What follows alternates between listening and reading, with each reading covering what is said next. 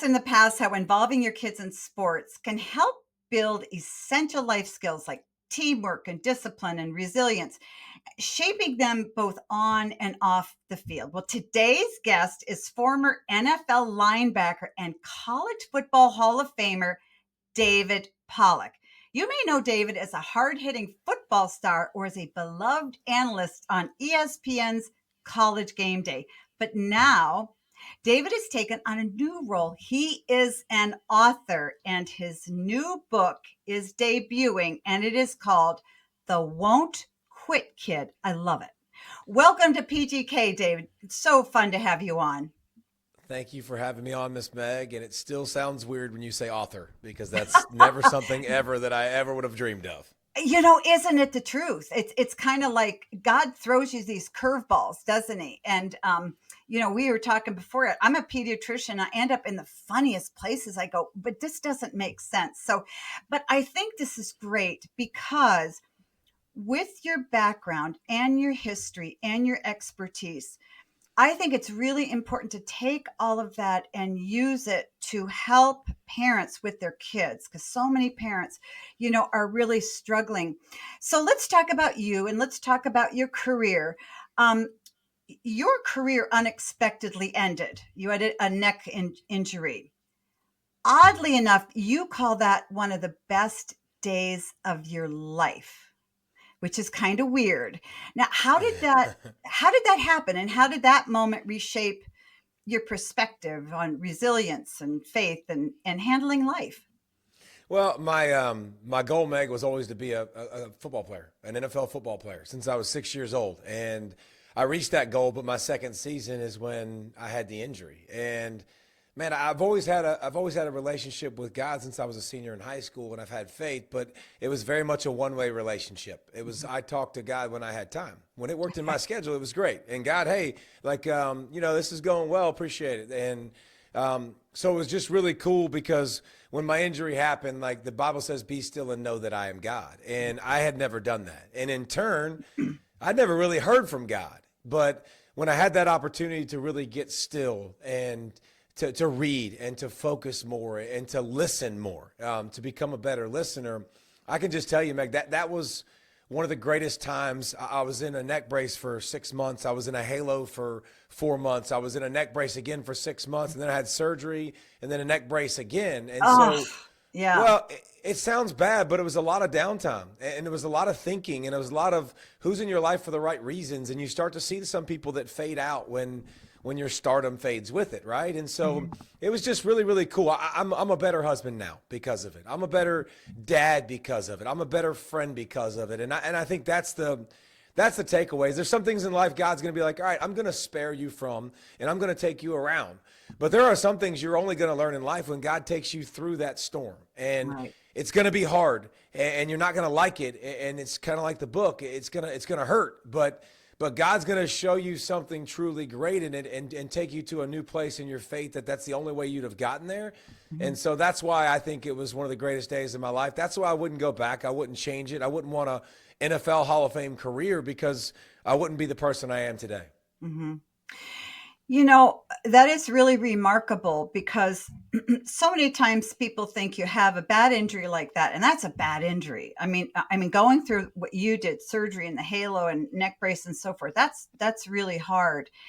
And, if it were me, okay, and I were in your position, I would start complaining. And I'd start to say, God, this isn't fair. Why'd you bring me to this point only to have me break my neck? And how are you going to use me? I mean, I'm all washed up. Was there any part of you that wanted to do that? Or did God just sort of take you right away and start to transform you?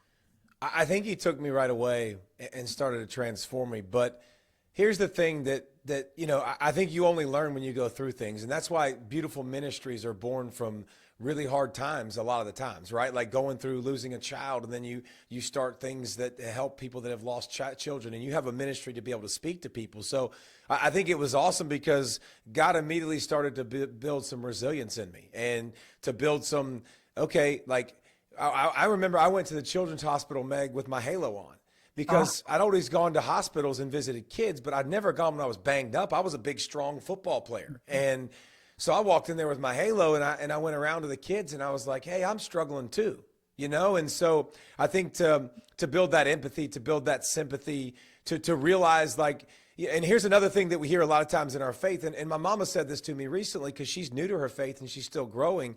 She's like, I don't understand. I'm doing all the right things. Why did this happen? And I'm like, what you deserve is all the wrong things. right. What we deserve is bad. We haven't done, you're not good.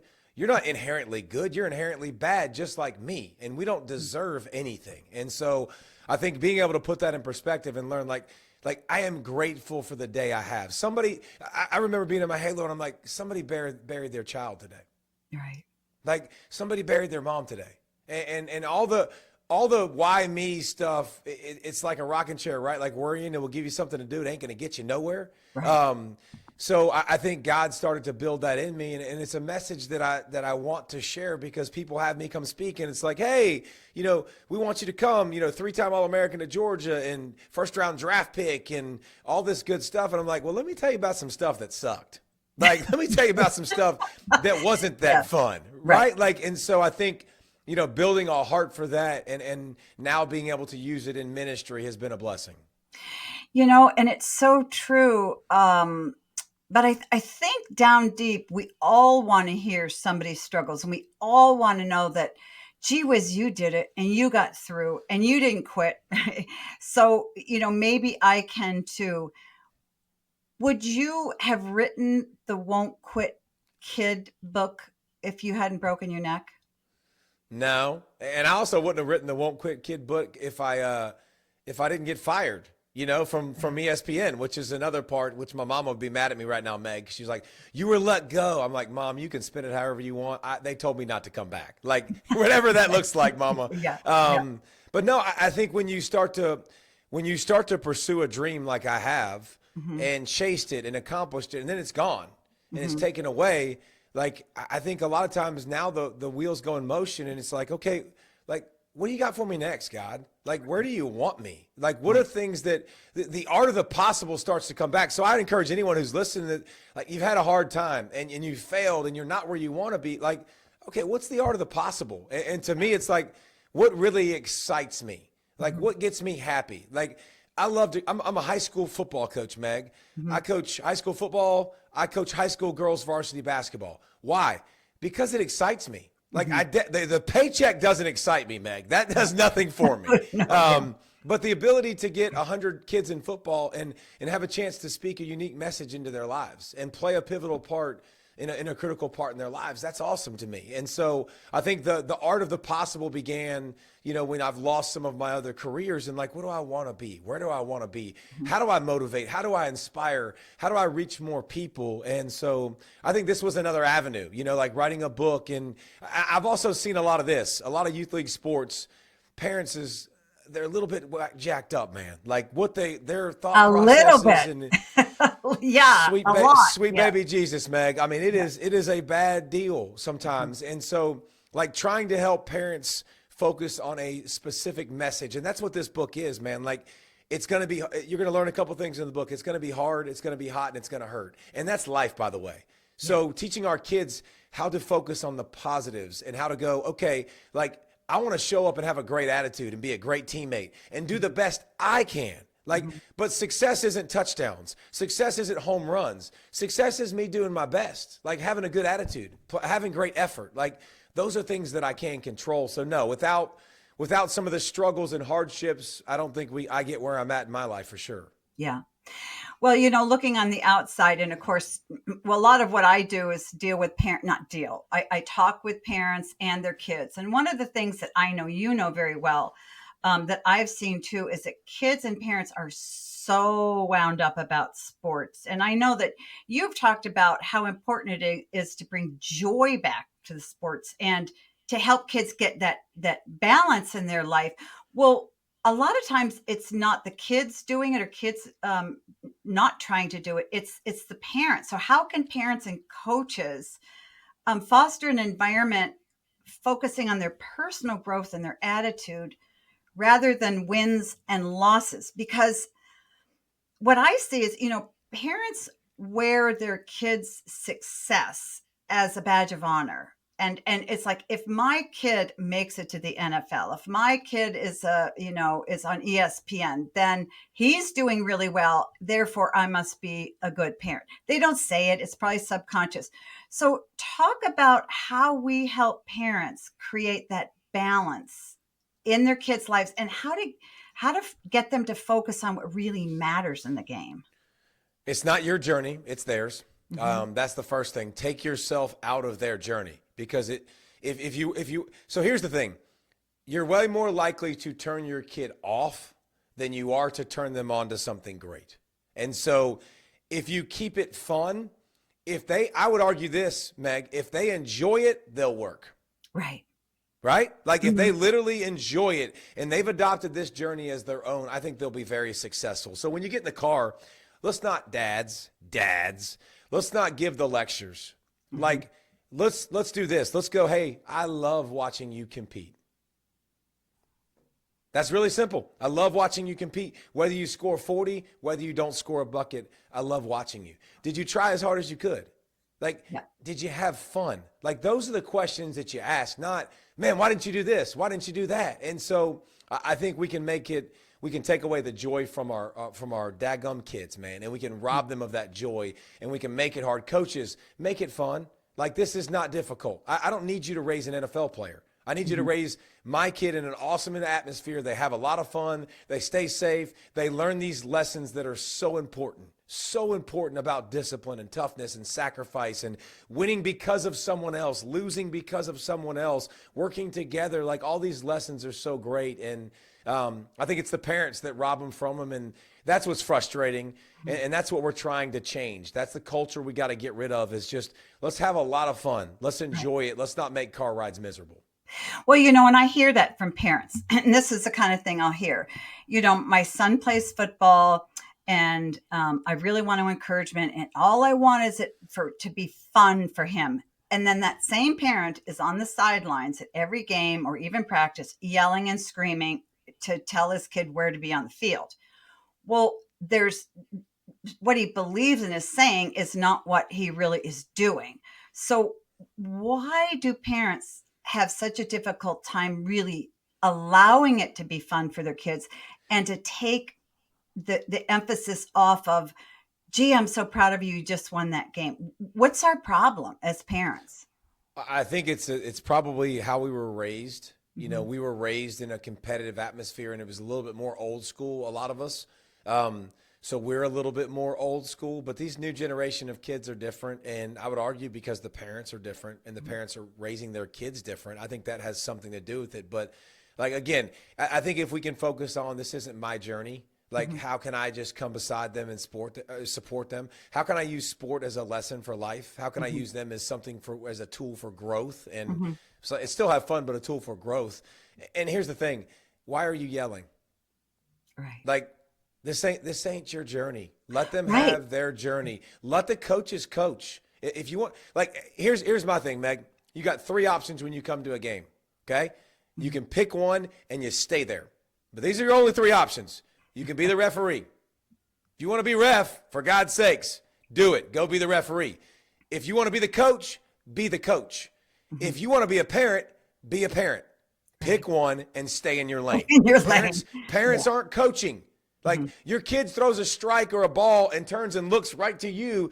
Like, that's a problem. They're Right. looking. They need you to. Oh, I need you. I need a reaction because I need something from you. Like, that's not what you want. You want your kids to be out there like, let it rip. Who cares? If I And mess not up, paying so be attention, it. yeah, not paying attention to their parents' response, whether the parents are happy or No. sad or whatever. I Yeah. love it. I love it.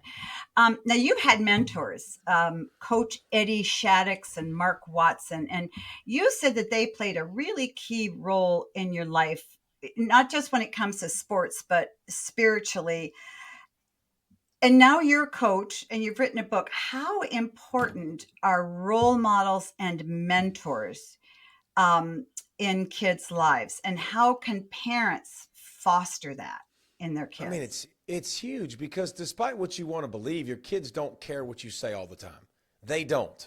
Like, and I would argue the older they get, the older my kids get, the less they really want to hear from me. They need other people in their lives, man, that are walking this thing out. Like, I want to purposely surround my children with good Christian people. Like, I want them to have good Christian friends. I want them to have friends at church. I want them to have a small group leader who's a little bit younger, that knows what they've been through, that knows what they're going through, knows how to lead them, knows how to love on them. Like, you have to see what it looks like.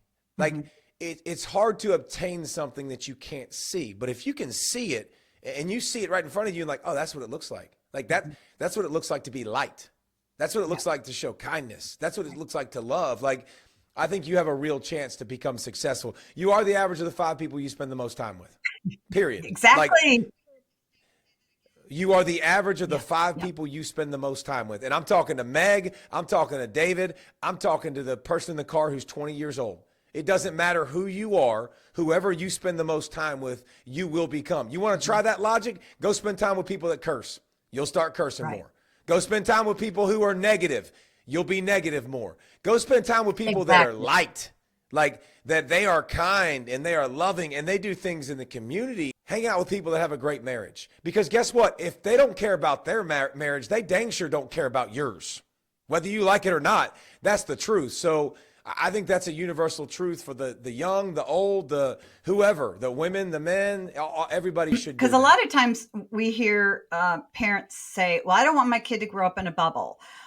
To which I say, every kid grows up in a bubble. You just have to choose your bubble because all the bubbles are different. Or, my kid isn't exposed to, he's not street smart. He needs to be around people who, swear and have a hard life or doing drugs. And I say, why? Because exactly what you say, you become like the people that you choose to be with, and it's interesting. Kids will actually say that they'll talk about their parents' friends. Like, I appreciate my parents having these kind of friends because their friends have the same values that they do. It made me feel that my parents are a little less crazy.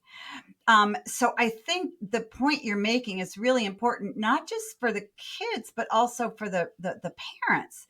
Make sure that you're hanging around friends that you want to emulate and that your kids are hanging around friends that you want them to emulate. If I don't want my kids to grow up in a bubble that they don't experience anything, but I also want my kids to experience age appropriate things. And I also want my kids to experience things while they're under my roof that it might be a little bit different, a little bit unique, that they have questions to. But here's another thing.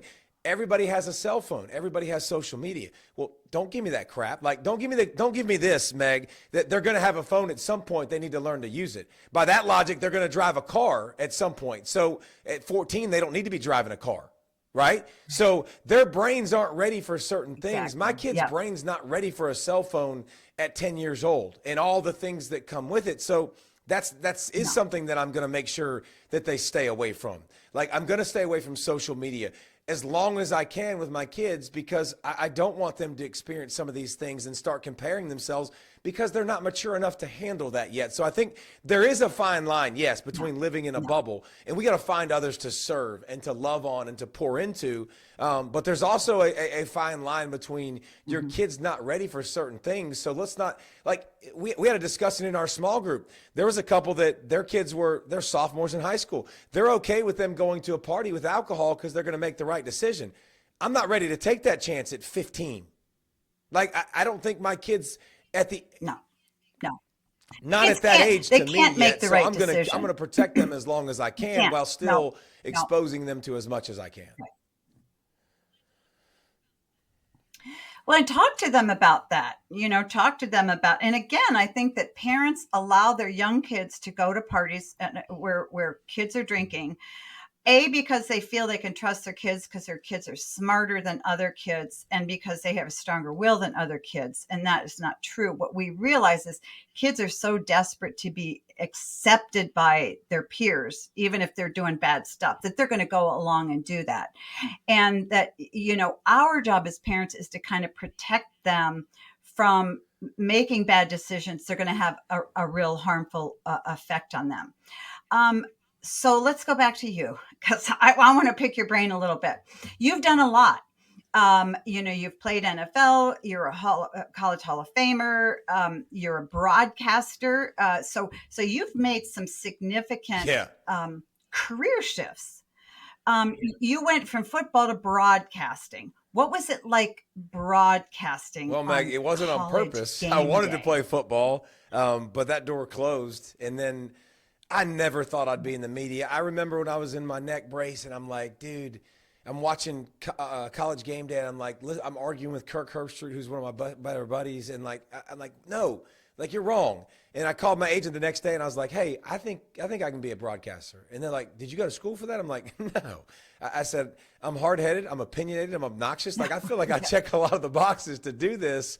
And I think I was somebody who had football in their life since I was 6 years old. And when football disappeared, that's not a life that I was willing to embrace. Like I love football. It means a lot to me. And I'm like, I need it in my life in some capacity. In the broadcasting, man, I still got to compete. I still got to say, I can work for this and learn this and try to do this. And listen, it was hard because I played Meg. They put the dumb kids on defense, Meg. So it's okay. Like, cause you just got to see ball, get ball. So that's where I played. So formulating sentences and like putting it all together was extremely difficult in the beginning. And I mean, extremely difficult. So it was a fun challenge.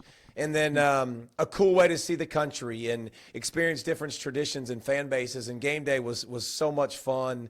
And I enjoyed it. And my family enjoyed it for 12 years we did it. Wow.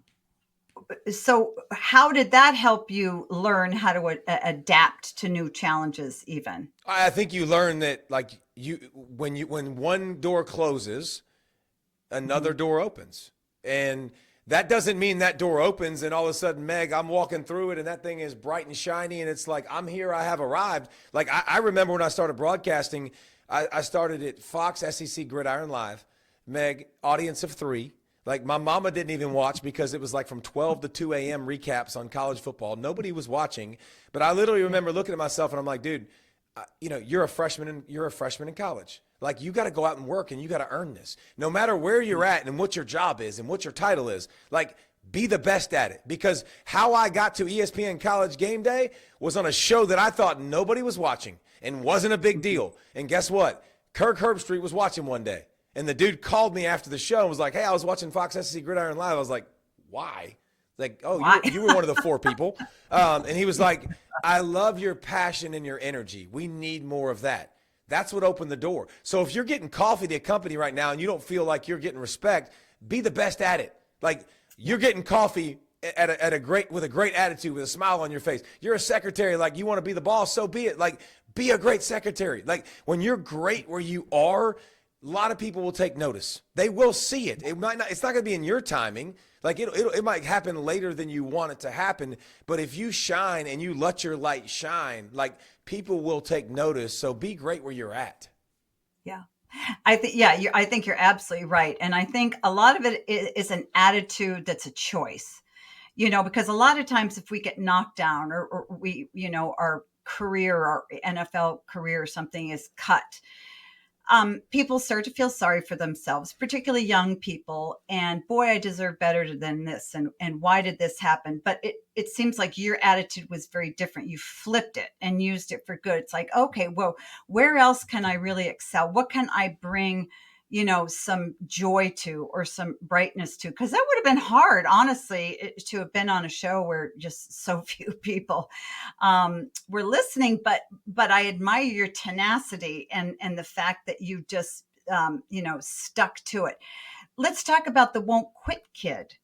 What do you hope kids take away, and what do you hope parents take away? That we can use sport in the right lane, in the right vehicle, like we've talked about. That we don't celebrate all the things that come with sport. We celebrate our kid doing our best, and not quitting, and teaching them how to be a great teammate, teaching them how to show up and do their best. And I think a lot of times it's how we talk to them. It's you should be doing this, you should be doing that, and your coach doesn't see this. We don't need to undermine coaches. Right. Like We need to support the kids' And coaches. Like, teachers. And we need them to teachers. Yeah. respect them, and teachers. I tell my kids all the time, like, if I get something from your teacher, I don't believe you. I'm going to believe your teacher. Like, whatever they say, I'm going to believe it. I'm not going to believe you're right. I'm going to believe they're right. It's like, just so you know. And so here's the thing, Meg, 60% of kids by the age of 13 are quitting sports. Wow. We don't need that. We need more people playing sports now and being a part of a team. And so it's just about embracing it, embracing sports, embracing the hard, embracing the hot, embracing it when it hurts, and watch how much you'll grow and get better and be more resilient and learn how to handle those moments that aren't necessarily ideal. You know, you're absolutely right. I think, well, first of all, why are they quitting by the time they're 13? Do we know? I think it's a combination, I think, of a lot of kids are getting burnt out because they do so much at such a young age. Parents that are flipping crazy, that are yelling and screaming at them and making them do X, making them do Y, and they don't want to be told that anymore. And I think it's because it becomes unfun. I don't think they like it anymore. They don't like to do it. Yeah. But I love the attitude that, okay, my kid is out there playing football. He's never going to go to the NFL. He's not going to play college ball. And he's okay, but not great. But I want him to stay at it, to learn to enjoy, to learn to do something hard and still just kind of enjoy it. And I'm going to back out of the way. That's a hard task for a parent, because we want our kids to put energy into all the things that are going to make them, quote, successful, which of course is defined by us. But I think that you're absolutely right. If parents really want to grow character in their kids, they have to be willing to get their kids to the right places where that's going to happen. And that's going to be uncomfortable for both of them. That's kind of what I'm hearing you say. Is that correct?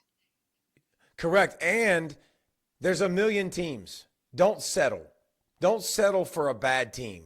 Don't settle for the world telling you have to do it a certain way and you have to be at X and you have to be at Y. Like, you control your family's schedule. You control where sport goes on the ledger and where it lives in your family. Because I'm going to tell you this, Meg, God lives in our family first. Sport does not overtake God. So on Sunday mornings, we're going to be in church. Now, listen, kiddos, you can come in your uniforms, and that's awesome. I want you to come in your uniforms. And we can miss a game because God's still going to be on the throne tomorrow, whether you win or whether you lose. And so I think that's another important example for our kids is, like, we control our schedule. It doesn't have to be the team we're on. We don't have to chase these teams. These teams aren't going to dictate your success in the future. That's a lie. These travel ball things are for money. That's why they exist. People are making money hand over fist. So you run your schedule. You run how much sports gets to be involved, which is an awesome thing, but you control that. What would you say to the parents that have their kids in like 2 or 3 sports at a time? And so they're kind of running here and they're running there. And it's so common for parents never to have dinner with their kids. The kids sort of, one kid eats at 4, one kid eats at 7. They kind of just stand up and eat. What would you say to those parents about how to maybe shift their priorities a bit? Well, first off, like, Meg, I'm speaking to myself when I'm doing this because I messed this up. Like, if I could go back, I would do things differently. Thank God, like, he kind of opened my eyes about 5 or 6 years ago, and he changed my heart with it. But what I would say is we don't do that in our house because we did it one season, and it was absolutely miserable, and we were all over the place. You don't need to play a sport year-round, period. Again, you're not – like, Meg, here's what wins. I didn't have a personal trainer. I didn't have a travel team. I didn't have a personal coach. I made it as a first-round draft pick in the NFL. How did you do that? Because God gave me a gift. God gives you a gift, or God didn't give you a gift. And that's the bottom line, because I can take an athlete and I can get them better like this, like so much faster than someone else. And so I think, that perspective that we can keep in mind is great, but the busyness and the doing all the time, that's not going to make them more successful. Like, again, I would argue if they really, really like it and they go into a season and they finish it and they go another season, their brain thinks differently, their body moves differently. How about this? If you want to build a superstar, most kids that are superstars play multiple sports. So maybe look at it that way, just not at the same time. Don't let them play them at the same time, because then you're more likely to get hurt. You're more likely to hate doing anything because you're going from one to the next all the time. Well, and it breaks up the family as well. It's interesting as you talk, and we're talking about, pushing our kids and how sports can be so stressful for kids. And then you put on top of that the fact that they're never really with their family. And then they're on social media or playing video games. And then, the family doesn't ever come together as a family unit. No wonder our kids are so anxious. They're Man. really never in the same room with the people who love them very often. They maybe spend half-hour a day. I think I read a study that the average parent spends 30 minutes a day with their kid, and then look at all the other stuff that we're farming our kids out to. It's really, Well, and you think about the communication piece too of that, Meg. Like they just do this now. Mhm. Like to date, to do anything. Like they don't have to stand in front of people and talk anymore. I don't need to work on my people skills, because I can send an email. I can send a text. I never have to meet you. I can date on the internet. I can do anything I want. Like it's all readily available and easy for them. I would argue this, like I don't pray for my kids' safety. I don't. I pray for my kids' resilience. Like I want them to, whatever situation comes their way, they have unbelievable resilience and resolve, and they know what God says about them. Like they know that they have an advocate. They know that they have a heavenly Father. Like they know that they're going to have hard times, but I'm more concerned that they know where to go when they have them, and that they know how to fight those hard times, as opposed to they don't, because they're coming. At some point they are coming for them, but we've got to stretch them socially. We got to drop them in difficult situations. We got to let them fail forward, because that's what you do. When you fail forward. You fail and you learn and you grow. And if we move every obstacle out of the way, they never experience that. And they never experience failure, and they never experience hard things. And then when they don't have those barriers that have been removed for them, now it's really hard. They don't know how to fight. right. And they don't know what that looks like. And you think about all the great things that in your life, the great transformations, whether it's mental, or physical, psychological, intellectual, it doesn't matter, all come on the heels of hardship. Great things that happen to you rarely happen when your life is going great, great, great. And oh my gosh, I just got this amazing job and I never failed at anything. Usually it doesn't work that way. So we only have a couple minutes left, but you are such an intriguing person. There's a million questions I want to ask you. But so you've done all these different jobs, and now you're an author. Congratulations. Welcome. It's great. Usually you write one book and it's just the beginning. And by the way, I think it would be terrific for you to jump into maybe writing a book for parents on how to do all the things you're talking about, but that's another conversation. So you're a dad, and you're a former athlete, and you're an author, and you previously had other careers. You're a busy guy. And I hear you saying, okay, we need to balance all this and teach our kids how to balance. How do you balance your life and your challenges? Well, I've had some experience with a lot of travel when I worked with ESPN, and we worked for ESPN, not me.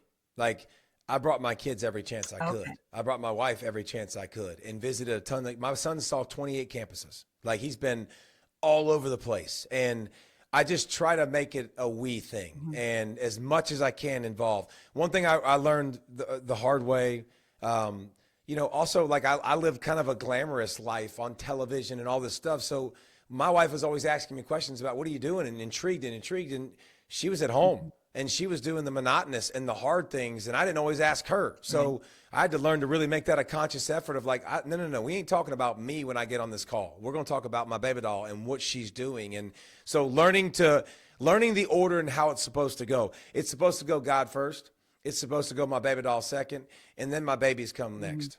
Like that's the order. It's not any other way. And I think I started having a more successful business life and marriage when I make sure that I keep those in the proper perspective. I see a lot of, Meg, where the kids run the show. Yeah. I see a lot of that nowadays.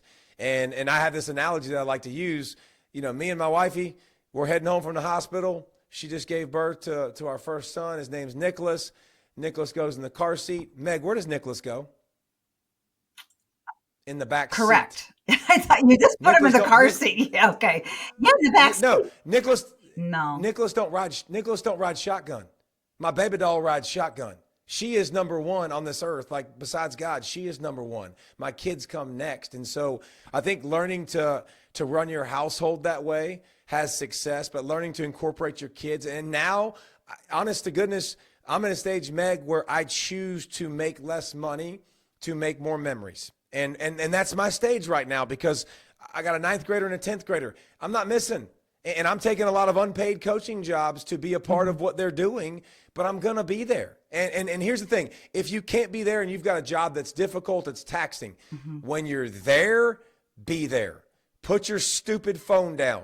Make eye contact. Get into their lives. Ask questions. Don't ask yes or no questions. Yes or no questions are always going to answer. Or don't ask, can it be good? Good. If it's good, then here's what they're going to say. How's your day? Good. Good. Yeah. How was lunch? Good. Like, Yeah. What was the best part of your day today, Nicholas? What was the worst part of your day, Nicholas?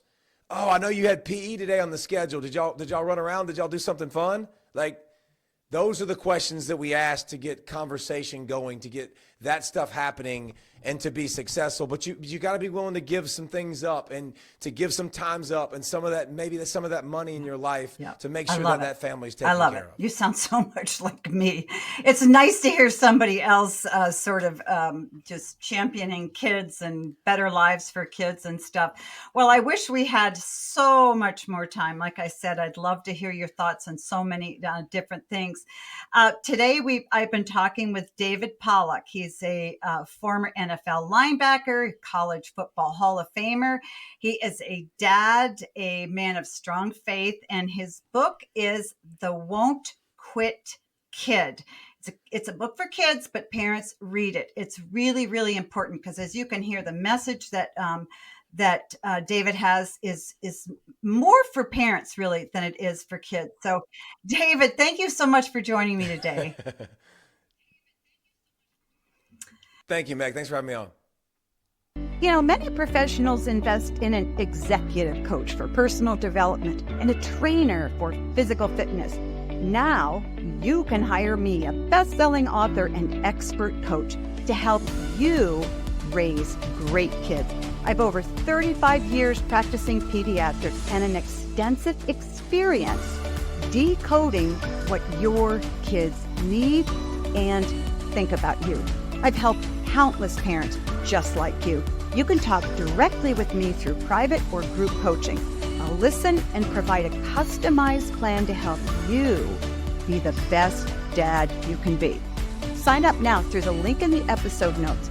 Your kids are counting on you. Let's make your family's future brighter together.